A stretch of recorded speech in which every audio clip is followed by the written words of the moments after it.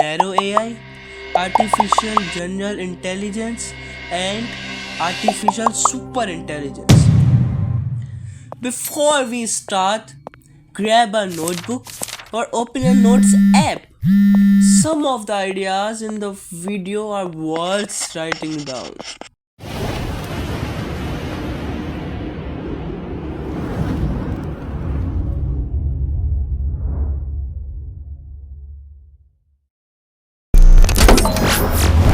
So, artificial intelligence is becoming part of our daily lives. When you open apps, when you search for something online, when a platform recommends a video you might like, AI is often working quietly in the background. But here's something interesting. When people talk about AI, they usually imagine one powerful, intelligent system.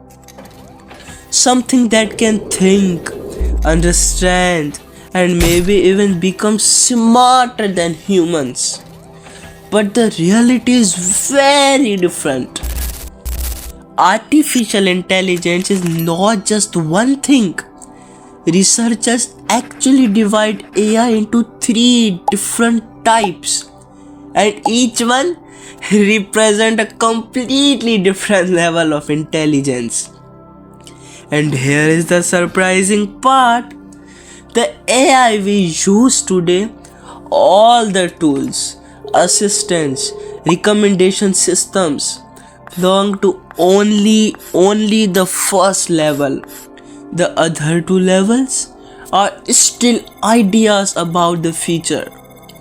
So in this video, we are going to explore the three types of artificial intelligence and understand what they really mean.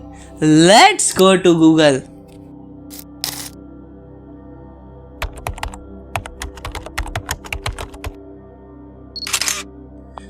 You will start seeing the same three categories appear again and again. Narrow AI, artificial general intelligence, and artificial super intelligence. These three levels describe how intelligent a system actually is. So let's break them down one by one.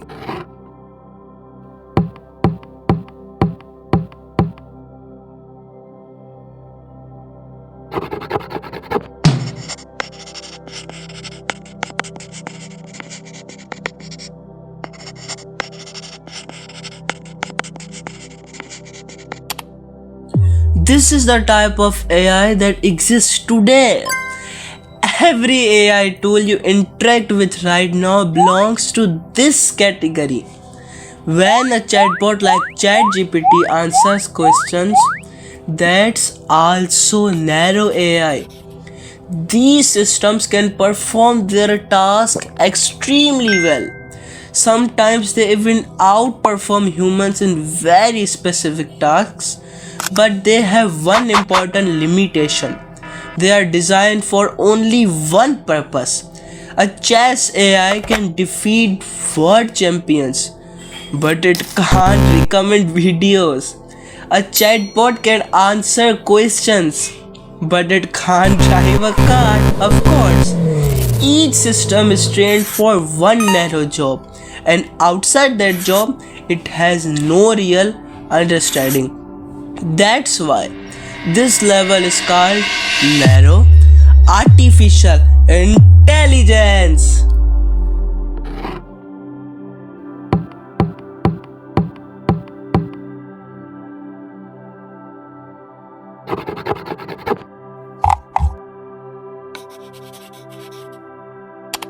Now imagine something different.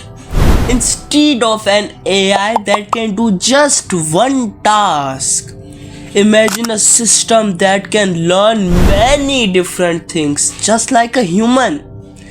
A single system that could write code, learn languages, solve complex math, and even drive a car. This level of intelligence is called artificial general intelligence.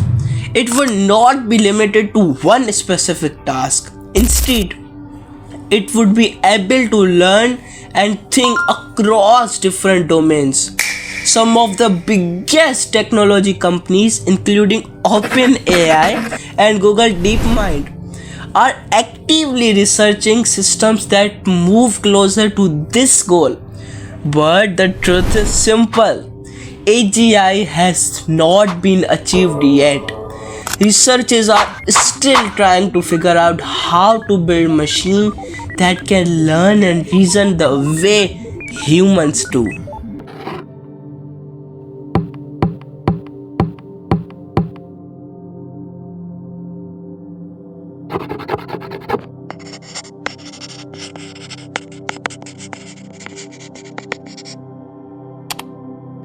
Now things becomes even more interesting.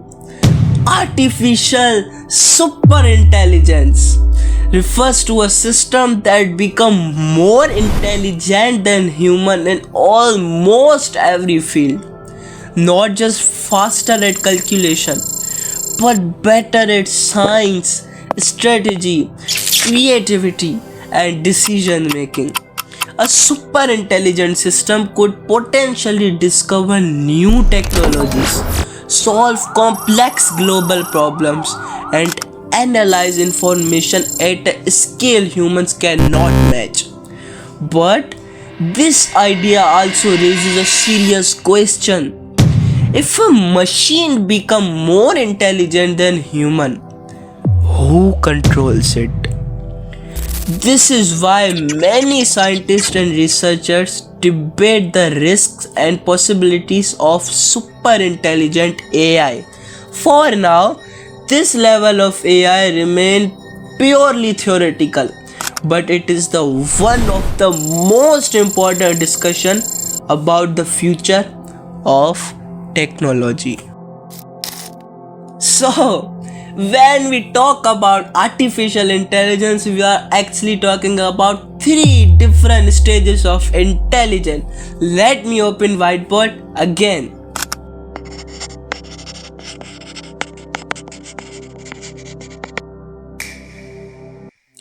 Narrow AI, the systems we already use today.